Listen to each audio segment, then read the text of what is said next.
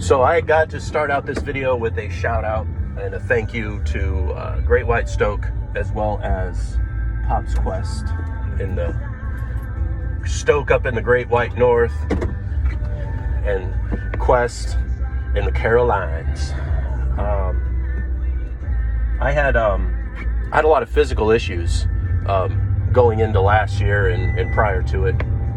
Some of it was medicinal related and some of it was lifestyle. I was getting kind of close to liver failure and a couple other issues going on, and some of my psych meds were having some terrible physical issues as well. And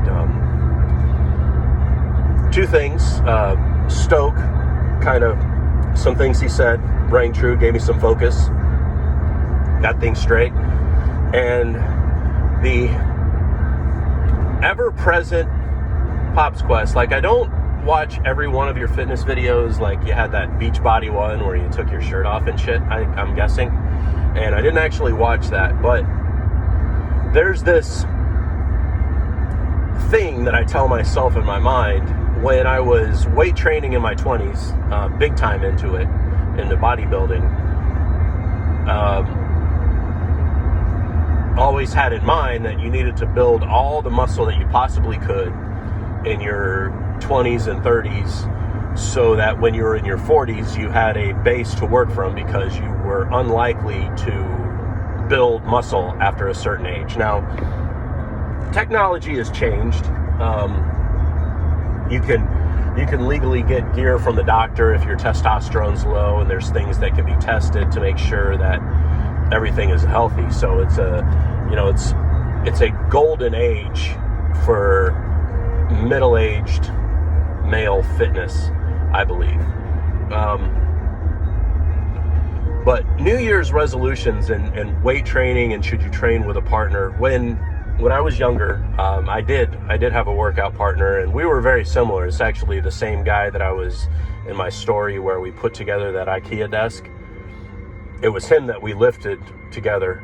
And in the long run, there were days he would show up, there were days that I would show up. In the long run, after a couple of years, we got into different things, and you end up working out alone.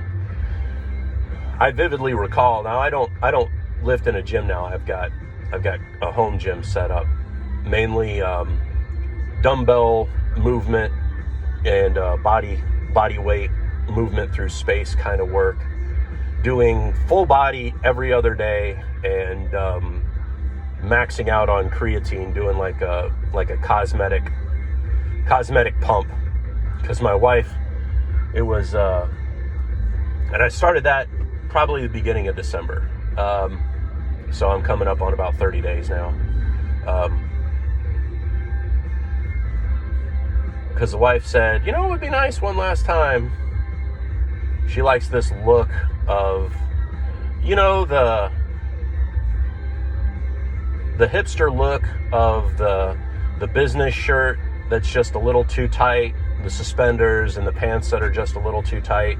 And if you've got a body physique to support that, to where it looks like it's okay that you're dressed that way, that's what you want. So I'm like, well, you don't really have to give me much of an excuse, because I'm so vain that I have this issue with my arms. So my goal, I make my arms the same size as my calves and get my shoulders to pop out a little bit if they're capable of it. The creatine thing's been interesting. I'd done creatine back, we're talking 20 years ago now, maybe a little bit longer, and I didn't keep with it as a regimen. This time's been very different.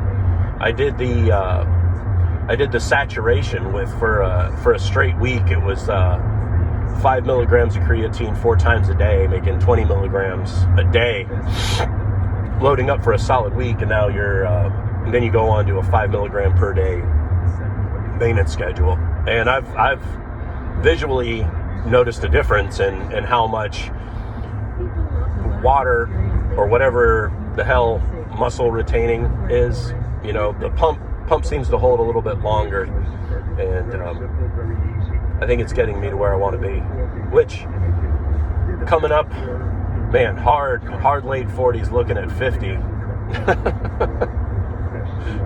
The urologists and my primary care, they roll their damn eyes. I'm always having them keeping an eye on my test levels, and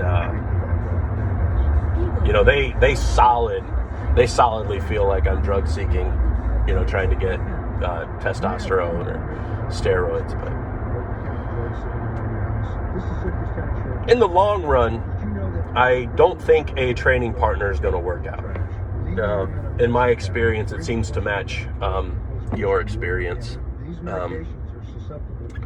With a couple of different exceptions. So this Sunday I'm going to be going up and visiting my nephews and actually going to the gym with him and lifting, because he got into lifting. So that'll be fun. Kind of go through same motions he does at the gym. And that'll be different because I haven't been around machines in a while, just doing free weight work for the longest time. 10 years ago, we started the Beachbody T25 thing. Not my nephew and I, but my family. So wife and daughter.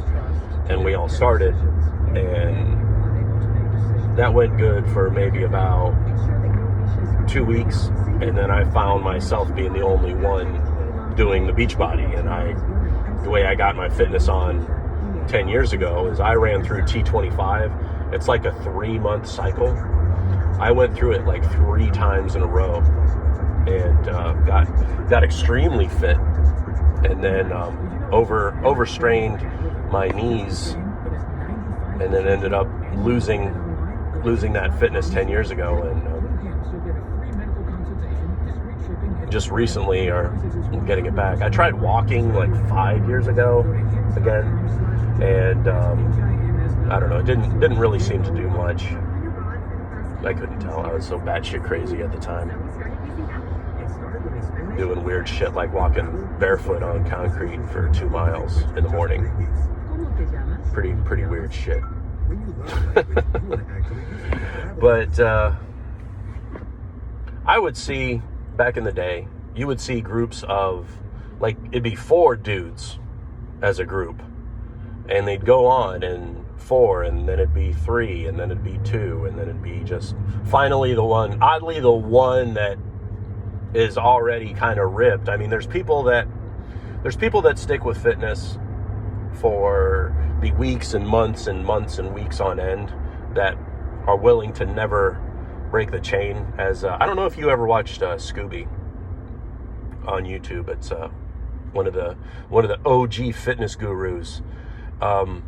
He talked about training chains. So if you have a training schedule, it's so important to not break the chain of the schedule. Now, my full body workout is a dangerous way to do the chain, as opposed to like a push day, pull day, push day, pull day, alternating. Full body, it's workout, day off, workout, day off, workout, day off. And they land on odd days, and to have a day off and then get back to working out the next day is a trick in that chain. But in my experience, there's people that follow the chain, and then there's people that can't follow the chain. And working out alone, there's methods that I found that I have to do with my weight. Like, there's some days my joints can handle the weight, and some days that it can't. So, you don't have to deal with the distraction of a partner, pushing your PRs, because I think once you get to a certain age and a certain body situation, it's so important to listen to your body, and you're so far away from PRs. All you can do is tell the tale about how you used to be able to bench 3 wheels. This doesn't really matter in your old age. I know Quest, I know you train for performance and strength, and to train for cosmetic and hypertrophy are 2 different things. And I'm assuming, Stoke, you're a performance and flexibility guy with your martial arts and keeping going with the skateboarding. So kind of 2 different methods. But we shall see. 2024. training up, seeing what I can put on. I've got some physical muscle size goals that would be interesting to see. Like, I don't want to give you the dimensions because it doesn't really matter. I'm 6'4", so like I can tell you such and such inch biceps and such inch, and who knows if it'll work or not. All right, that is all. A little bit of a fitness ramble, but Happy New Year, everybody, and again, thanks a lot to Stoke and Quest for doing what you do, man. All right, catch y'all later.